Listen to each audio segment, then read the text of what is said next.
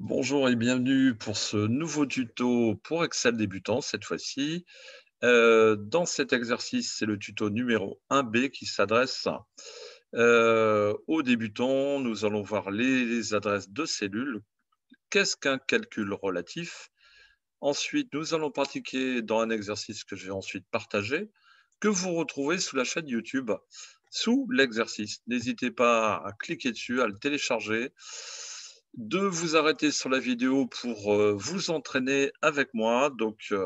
Et laissez un commentaire à la fin. Et si vous avez aimé, n'hésitez pas à mettre un petit like. Tout de suite, on partage l'exercice.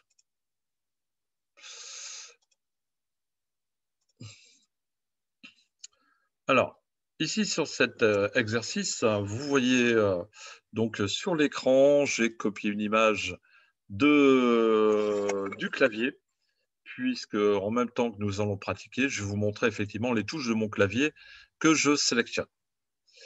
Alors, ici, j'ai mis des en-têtes, et j'ai donc écrit sur la feuille.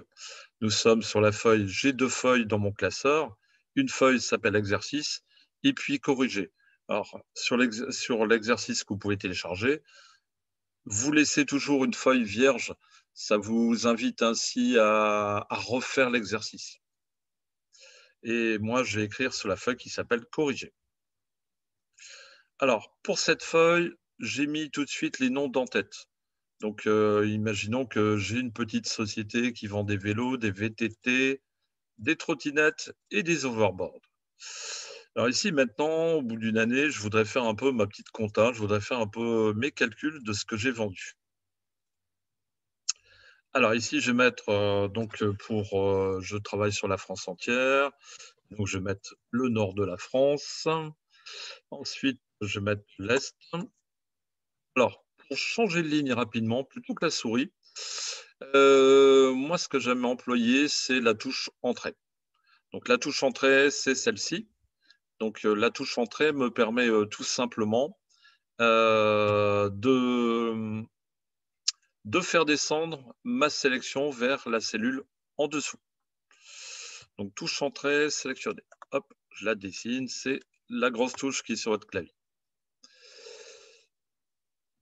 On revient sur le classeur. Donc, alors vous avez remarqué que quand j'ai écrit le nord, ma cellule s'appelle A2. Effectivement, je suis sur la 2e ligne et je suis dans la première colonne A. Donc l'adresse de cette cellule, c'est A2. Donc quand j'ai fait entrée, je suis descendu sur l'est. Ici, je suis dans la cellule 3, ainsi de suite. Donc ensuite, je vais mettre le sud, je vais mettre l'ouest. Donc ici, je vais maintenant rentrer mes quantités pour le nord. Donc pour le nord, j'ai vendu ma petite société 25 S. Alors, pour écrire horizontalement, plutôt que de prendre la souris et de cliquer à côté, je vais valider et passer avec l'autre cellule avec la touche tabulation. Alors la touche tabulation, je vais vous la montrer, c'est celle-ci. La double flèche qui me permet de naviguer de gauche à droite sans passer par la souris. Donc le VTT, j'en ai vendu 20, tabulation, trottinette, l'overboard 23, donc toujours avec tabulation. Pour revenir en dessous, quand je suis à l'adresse F2, je suis là dans la cellule F2, donc j'appuie sur Entrée. Donc Entrée, vous voyez qu'automatiquement, il repart sous et dans les cellules vides. Très pratique pour écrire rapidement. Je vais compléter donc pour l'Est. J'ai vendu dans l'Est 15 pièces, des VTT 23, trottinettes 18, des overboards 20. Et si je continue mon écriture, pour le sud, j'ai vendu 35 pièces, un peu plus, tabulation, 25 VTT, 20 trottinettes et 32 overboards. Donc si j'arrive en bout de ligne, entrée pour repasser sur ma dernière ligne d'écriture. Donc ici, pour l'Ouest, j'ai vendu 12 VTT, tabulation, 22 VTT, donc c'était les vélos précédemment. Les trottinettes, j'en ai fait 15. Et overboard, j'en ai fait 28. Alors, ici, pour m'arrêter, pour fermer ma cellule qui, pour l'instant, est en écriture, je vais simplement faire CTRL-Entrée. Alors, les touches CTRL-Entrée sont... Alors, je vais revenir sur ma figure. La touche ici, CTRL, c'est... Hop, je sélectionne mon feutre. Et je vais donc, la touche CTRL, c'est pas celle-ci, c'est celle-ci. Donc, vous voyez, comme ça, je vous montre les touches que j'utilise de mon clavier. Alors, ici, ce que je voudrais faire, c'est simplement faire mes calculs en dessous. Alors, on va regarder aussi les calculs. Donc ici, je vais mettre total, tabulation. Donc, je voudrais faire le total de la colonne. Alors, petite règle simple, quand je veux faire exécuter une opération, ben, c'est vrai que scolairement, on nous a appris à faire 25 plus 15 plus 35 plus 12. Donc, si je n'ai pas appris Excel, je vais retaper mon opération plus, plus, plus. Donc, ici, pour commencer une opération dans Excel, par contre, attention, je ne peux pas sélectionner les cellules au départ. Je vais d'abord commencer l'opération avec le signe égal. Donc, avec le signe égal, je vais maintenant pouvoir non pas écrire les chiffres, mais sélectionner la cellule qui contient la valeur. Donc, c'est B2. Donc, B2, vous verrez qu'à l'issue de l'opération, B2 sera remplacé par la valeur qui est dedans, c'est-à-dire 25. Je vais maintenant faire le signe plus. 15. Plus 35. Donc, le plus est dans... Et le plus, on va vous le signaler tout de suite. Alors, le plus, il est dans le pavé numérique. Alors, le pavé numérique, c'est cette partie qui est sur la droite du clavier texte. Ici, on écrit le pavé numérique, ça va me permettre de mettre mes chiffres et les opérations. L'opération en plus est ici. OK. On revient sur mon tableau. Alors ici, pour la colonne VTT, a peut-être changé maintenant. Ouais. Allez, on va encore en faire une avec une opération simple. Donc, ici, on a compris le truc. Je sélectionne la cellule avec mon clic de souris. Plus dans mon pavé numérique. Plus. Plus. Donc, contrôle l'entrée pour valider. Ici, donc, on a fait des opérations. Alors, si je veux revoir mon opération, je peux faire toujours contrôler l'opération qui s'affichera dans la barre des formules en double-cliquant sur la cellule. Hop, double-clic.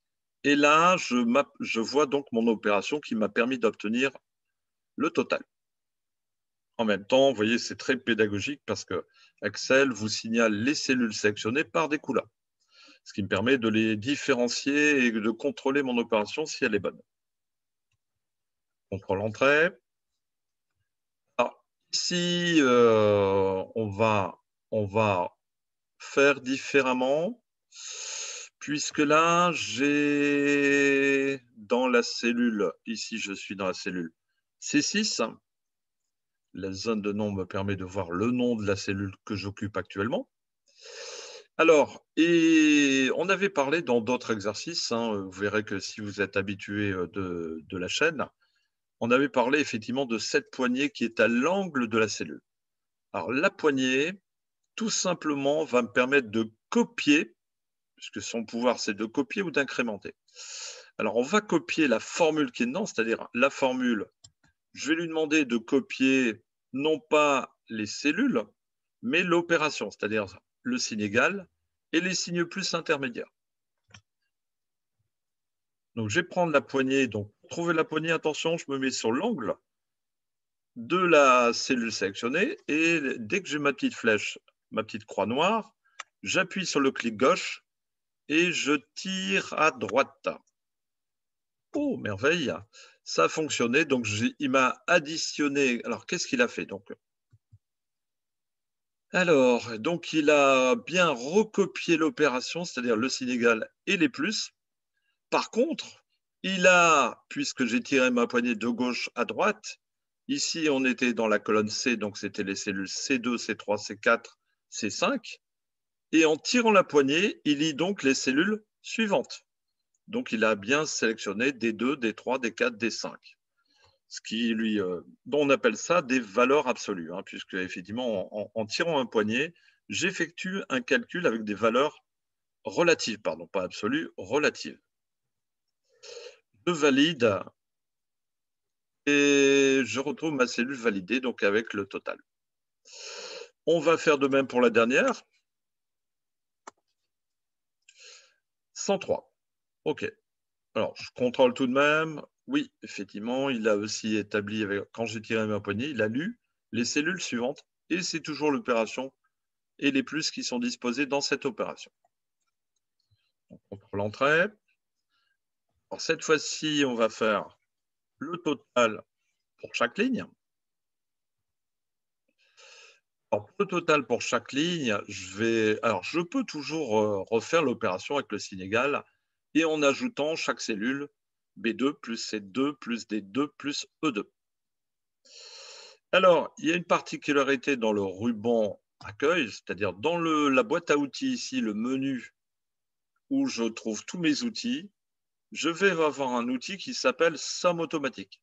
D'ailleurs, quand j'approche ma souris dessus, si admettons je cherche cet outil, il me l'intitule. Il me dit que ce bouton me sert à faire des sommes. Hop, tiens, donc je suis dans la cellule totale et j'appuie une fois sur le bouton. Oh, merveille. Donc il m'écrit somme et il va chercher les cellules juste à gauche de ma cellule où j'attendais. Et effectivement, après la somme, on a donc les cellules B2. 2 points ne veut pas dire diviser, mais veut dire jusqu'à E2. Oh, merveille. Donc, tranquillement, ici, je fais CTRL-Entrée pour valider. Et donc, je viens, avec la somme automatique, de déclencher une opération de somme automatique. Et vous avez vu, Excel ne sélectionnera que les valeurs. Il ne prendra pas le texte qui était situé juste avant. Donc ici, je me mets maintenant sur la poignée. Alors, je peux tirer cette poignée pour copier. Effectivement, c'est une poignée de recopie, on l'a dit. Donc, elle va recopier la formule qu'il y a sur cette ligne et la recopier en dessous. OK. Donc là, on a fini notre tableau, vous voyez, très rapidement. Maintenant, je vais essayer de faire une mise en forme de tableau. Donc, mise en forme de tableau. Alors, pour sélectionner tout le tableau en même temps, mais rien que le tableau, hein, je ne veux pas sélectionner les cellules blanches. Je me mets dans une cellule dans mon tableau, hein, ça peut être là ou ça peut être n'importe quelle. Et là, je vais faire les touches CTRL plus la lettre A qui est ici, la lettre A. Donc, je fais CTRL A, il me sélectionne tout mon tableau qui n'est pas vide, hein, bien sûr, vous avez remarqué qu'il s'arrête aux cellules vides. Eh bien, c'est très rapide. Donc ici, alors je vais rajouter des bordures à l'intérieur de mon tableau et tout le tour, parce que c'est vrai que si je devais imprimer cette feuille, les cellules grises que vous voyez ne sont pas imprimables. Donc du coup, je vais rajouter ici, dans le ruban, j'ai un outil qui s'appelle bordure. Donc je vais ouvrir ici le menu, aller chercher toutes les bordures. Donc, il m'a mis dans le tableau toutes mes bordures que j'avais besoin. Superbe. Donc, ici, maintenant, je vais sélectionner la première rangée pour mettre une couleur de remplissage, donc le petit pot de peinture renversé et la petite flèche sur le côté qui me permet de choisir la couleur. Je vais prendre un vert.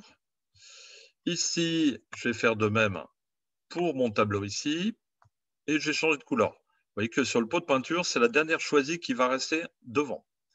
Par contre, si je désire une autre couleur, j'ouvre le menu déroulant et je choisis une autre couleur. Voilà, cet exercice est terminé. Surtout, téléchargez l'exercice. Je vous ai montré ici le clavier. Pour les débutants, je vous montrerai à chaque fois les touches que j'emploie. Ce sera beaucoup plus pratique pour apprendre. Voilà, donc je vous rappelle que dans le classeur, il y a une feuille vierge que vous gardez pour refaire l'exercice le nombre de fois nécessaire. Je vous dis à bientôt. N'hésitez pas à laisser un commentaire et un petit like et à très bientôt. Merci. Bonne soirée. Au revoir.